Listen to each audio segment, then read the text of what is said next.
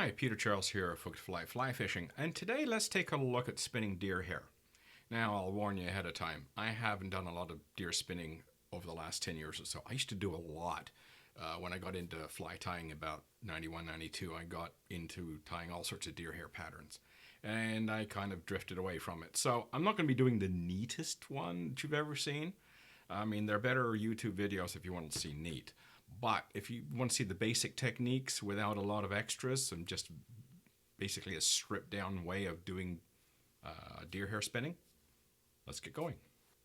Let's start off with my thread. I'm using a Unicord 3/0 in white. This stuff is very slick and it's very strong.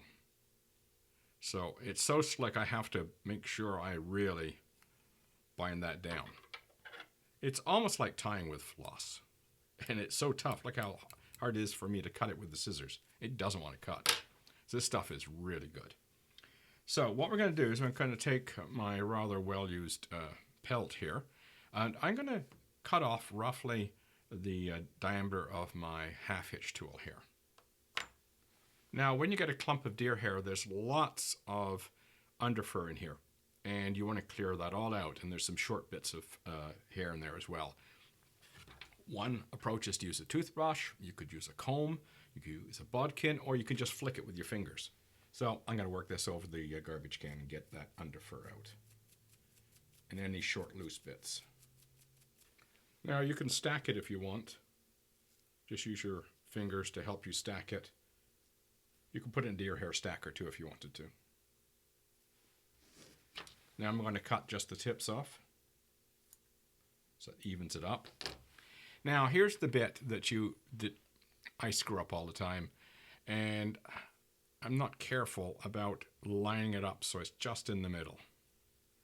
And that's what we want to do, is make sure we're wrapping right in the middle. So we give a very loose wrap, gentle pull up, another loose wrap, gentle pull up, and as we're pulling up, keep pushing down. And then another turn and another turn. There we go. Now you'll see that we have got hair all the way around. And it was that pushing down as I'm pulling the thread. And I'm pushing down at the same time. That gets the hair all the way around the hook shank. It just doesn't sit on top. So I'll stroke that back. And I'll bring my thread in front. Okay, now for the next clump. Okay, I'm just going to stack. Make sure I'm doing around the middle of the stack. Loose wrap, little tension, loose wrap, pull up with a little tension. Now push down as you're pulling up. There we go. Push that back, and you see it's all the way around. Now, I could get a little closer to the eye if I wanted to. I've still got lots of room in there for another clump. Push this back. Make sure my thread's in front. Okay, loose wrap, pull up, another loose wrap, pull up, and then push down as we spin. There we go. Now, this is where the half-hitch tool comes in handy. You can just push the deer hair back as you knot your thread.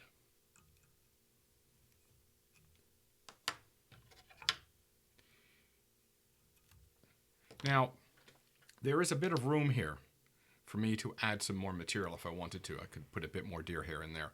I'm leaving it like that for now, but you'll see a lot of tires will really crowd the eye with the deer hair. There's nothing wrong with that. Works fine. I just find that when I go to tie it on, I'm trying to put my tippet through all the deer hair to get through the eye of the hook. So leaving a little bit of space doesn't hurt. So now we take our razor blades, and what we're going to do, we've got two choices. When we're spinning deer hair, you've got two choices. You can take the hook off the vise and do it in your hand, or you can leave it on the vise, especially if you have a rotary vise where you can spin it while you shave. Now, what I'm going to do here, I'm going to shave this equally all the way around. That's the advantage of the rotary vise. If I was going to, say, put a flat bottom on this, I might want to do it in my hand. I'll leave that up to you, how you feel about it. But the first, you know what, it'd be a good idea if I put my glasses on so I can see what I'm doing. The first ones I'm going to do is just, I'm going to give it a bit of a nose.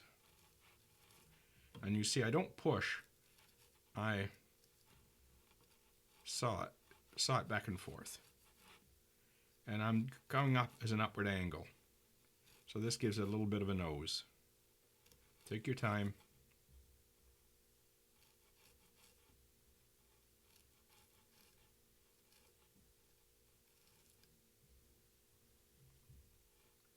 Just rotate it around and look for any bits that are sticking out.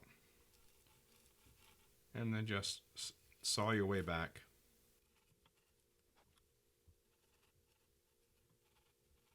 In this stage of the game, I can come in here with my scissors and just take off the back. At this stage of the game, I could keep working with my razor blades, just taking off a little bits here and there, making it smoother, get rid of the strays.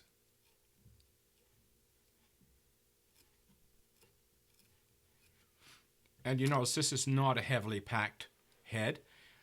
You could really pack this even tighter if you wanted. If you wanted to make a body that looks almost solid, pack it in really hard between each clump. You'll get a more solid head. If you want a more open head like this one, the advantage of this is it creates more turbulence in the water when you strip it through. Assuming, like, let's say this is a head for a streamer, that kind of ragged appearance doesn't look wonderful. And you think to yourself, well, geez, that's not a very nice job. But that kind of ragged, spiky look certainly creates more turbulence in the water, and it will, you know, it's a little bit more fish attractive, if you will, than something that is nice and smooth and disturbs less water. So there you go. The basics that we'll just recap is use roughly a clump, let's say the size of this half-hitch tool. Make sure you take out the under hair, level them, cut the tips off, and then when you tie them on in the middle on top of the shank. So one loose wrap, pull up a little bit, another loose wrap, pull up a little bit, and then as you tighten, push down, and then spin it. And that will get the hair all the way around the hook shank and not just sit on top. So there you go. The basics of spinning deer hair. Like I said, I haven't done much deer hair spinning over the last few years, so I'd probably have to do half a dozen of these before I start getting really neat, but you get the idea. Cheers.